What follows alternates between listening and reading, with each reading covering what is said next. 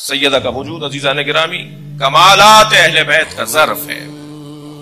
ہم نے شب قدر میں اسے نازل کیا ہے. تمہیں کیا پتا شب قدر کیا ہے؟ 1000 مہینوں سے افضل ہے، غالب ہے. ملائکہ نازل ہوتے رہتے ہیں، روح نازل ہوتا رہتا ہے یہاں تک کہ فجر یعنی ظہور مہدی ہو جائے. حضرت آیت اللہ فاضل لنکرانی نے تفسیر لکھی ہے، تسلی کے لیے حوالہ دے رہا ہوں. یہ تفسیر جو ہے شب قدر فاطمہ زہرا ہے، جو نازل ہوئے ہیں ان میں یہ قرآن ناطق ہیں، اس ظرف میں قرآن ناطق ہیں. یہ ملائکہ اور فرشتے اور روح جو نازل ہوتی یہ اس وقت تک فرشتوں کا نزول جاری رہے گا جب تک کہ ظہور حضرت مہدی یعنی فجر نہ آ جائے، جاری رہے گا. عزیزان گرامی، جناب سیدہ کے بارے میں یہ فرمان کے مولا علی مردوں کے لیے نمونہ عمل، جناب زہرا عورتوں کے لیے نمونہ عمل. رسالت مآب اسوہ حسنہ ہے، عورتوں کے لیے اسوہ حسنہ جناب زہرا کی ذات. اچھا کچھ ہمیں سہارا بھی ملتا ہے، وہ بات ٹھیک بھی ہے کہ نبی نے فرمایا فاطمہ تو بضعۃ منی، فاطمہ میرا حصہ ہے، میرا ٹکڑا ہے. مولا علی نے فرمایا نعم العون علی طاعت اللہ. جب نبی نے مولا علی سے جب جناب زہرا کا عقد کیا تو شادی کے دوسرے روز ایک سسر اپنے داماد سے ایسا سوال کر رہا ہے جو ہمارا معاشرہ نہیں کرتا، اس لیے کہ ہمارے یہاں شادی کا مطلب ہی کچھ اور ہے. اسلام کی تعلیمات میں مطلب یہ ہے جو علی بتا رہے ہیں. فرمایا بتاؤ تم نے میری بیٹی کو کیسا پایا؟ اب سوال یہ ہے اور مولا جواب دے رہے ہیں نعم العون علی طاعت اللہ. میں نے فاطمہ زہرا کو اللہ کی اطاعت میں مددگار پایا ہے. ارے جملہ میں کہہ دوں آپ کی سماعتوں کے لیے، جو پوری کائنات کے لیے مشکل کشا ہو اس کی مشکل کشا کو زہرا کہتے ہیں.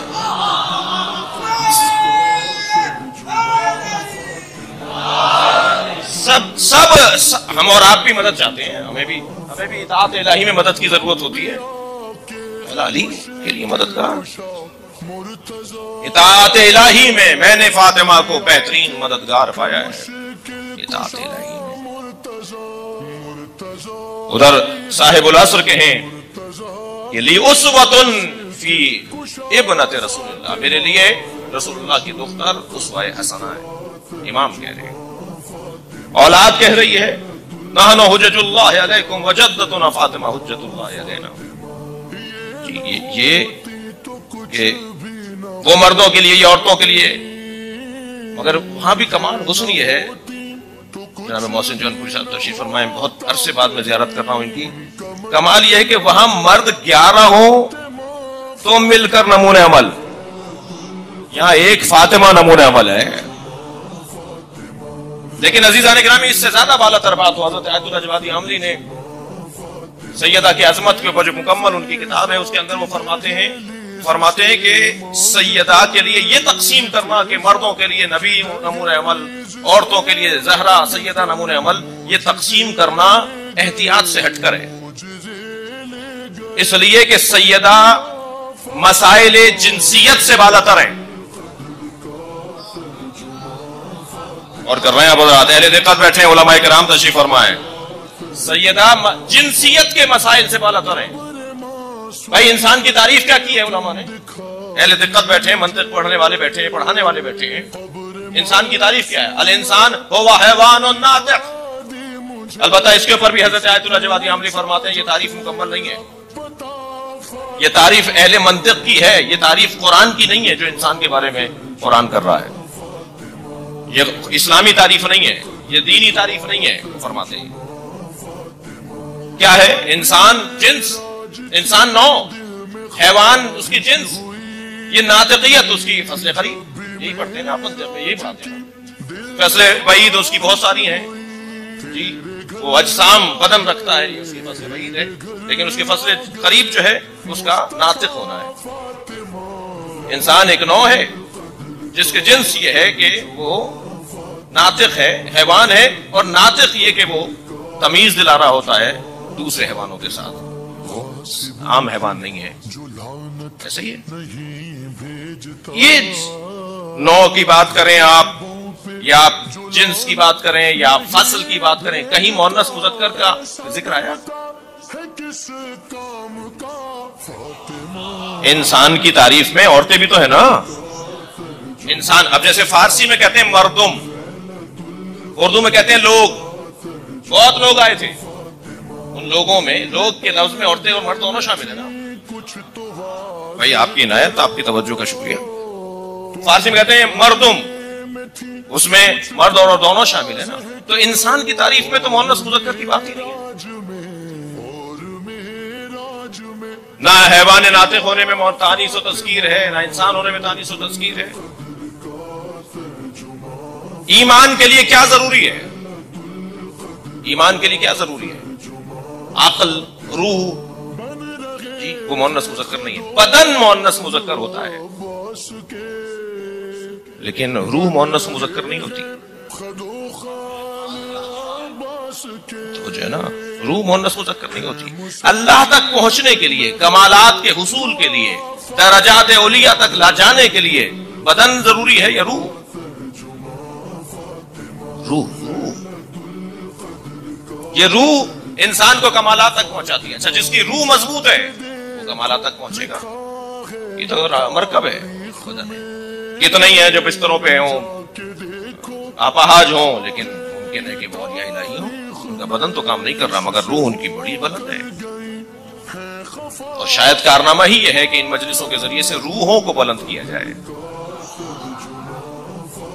بدنوں کا تو اگر بدنوں کو معیار بنایا جائے گا تو ہاتھی کا بدن زیادہ قوی ہے، اونٹ زیادہ مضبوط ہے، لمبا ہے بہت. تو معیار فضیلت یا عنوان بدن نہیں ہے، روح ہے نا. روح مؤنث مذکر نہیں.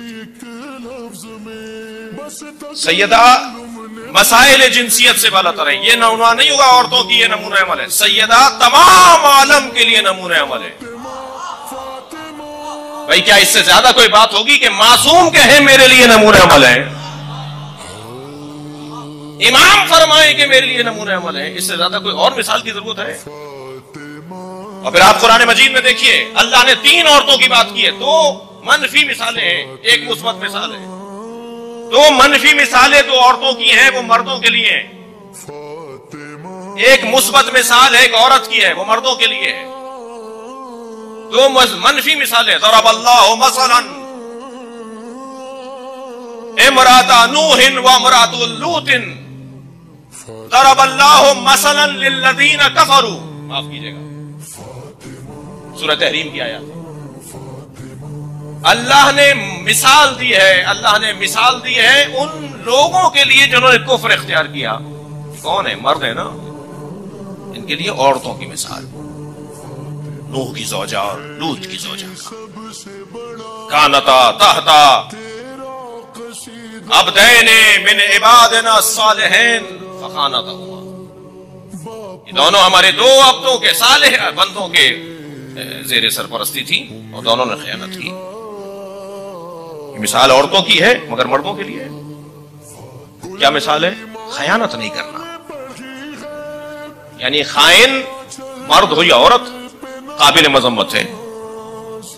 ایک محترم بی بی کی مثال دے رہا. ضرب اللہ مثلا للذین آمنوا. صاحبان ایمان کے لیے ایک عورت کی مثال. صاحبان ایمان کے لیے ایک عورت کی مثال کیا ہے؟ امرأۃ فرعون اذ قالت یا رب ابن لی عندک فی الجنہ بیتا.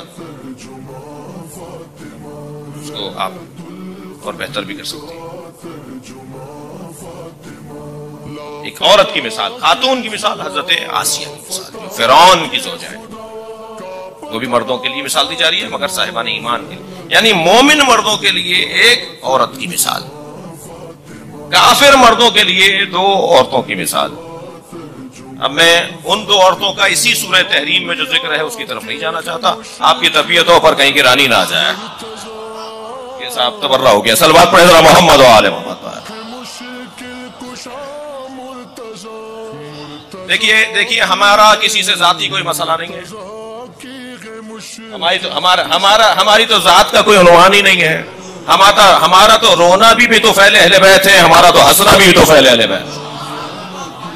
قرآن 2 عورتوں کا ذکر کر رہا ہے جنہوں نے نبی کو تکلیف پہنچائی اور اللہ نے کہا کہ اگر ان تتوبا اگر تم دونوں نے توبہ بھی کر لی نا تو فزغت قلوبکما، تو تمہارے دل جو ٹیڑھے ہیں نا بیٹا وہ ٹھیک ہونے والے نہیں ہیں، وہ زنگ باقی رہے گا، تمہارا دل ایسا ہو گیا ہے۔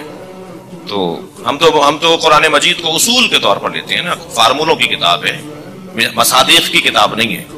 قرآن میں مولا علی کا نام نہیں ہے، قرآن میں جناب زہرا کا نام نہیں ہے، جناب مریم کا نام ہے اس لیے کہ اس زمانے میں حضرت مریم پر کوئی اختلاف ہونا نہیں تھا۔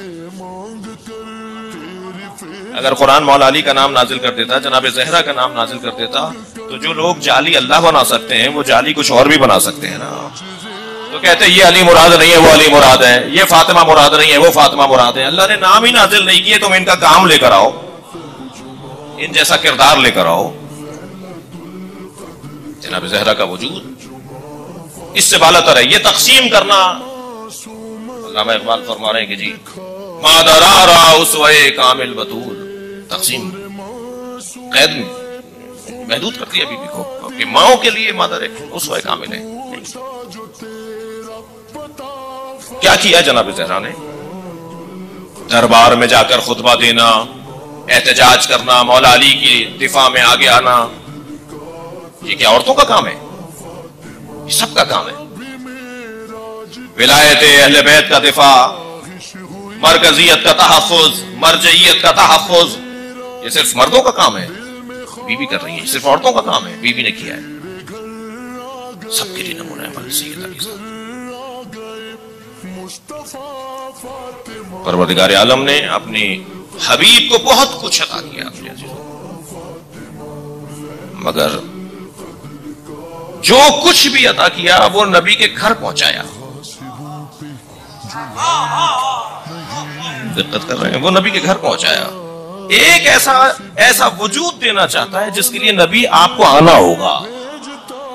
سرکار جب معراج پر جائیں گے تب فاطمہ ملیں گی، اور آپ کی توجہات ہے کہ نبی کو جو معراج پر لے جائے گا، معراج کی دو یادگاریں ہیں جو نبی کے پاس ہیں۔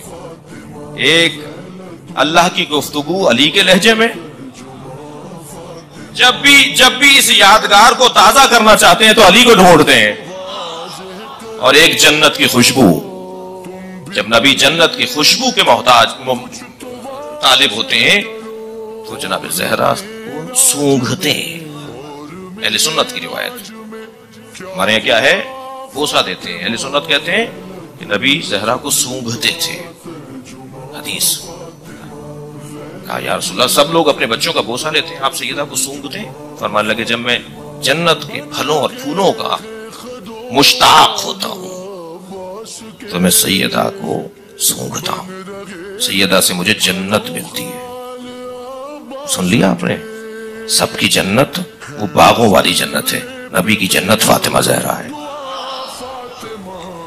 نبی کو فاطمہ، اللہ اکبر۔ اپنے اصحاب سے فرمایا یہ دروازہ دیکھ رہے ہو،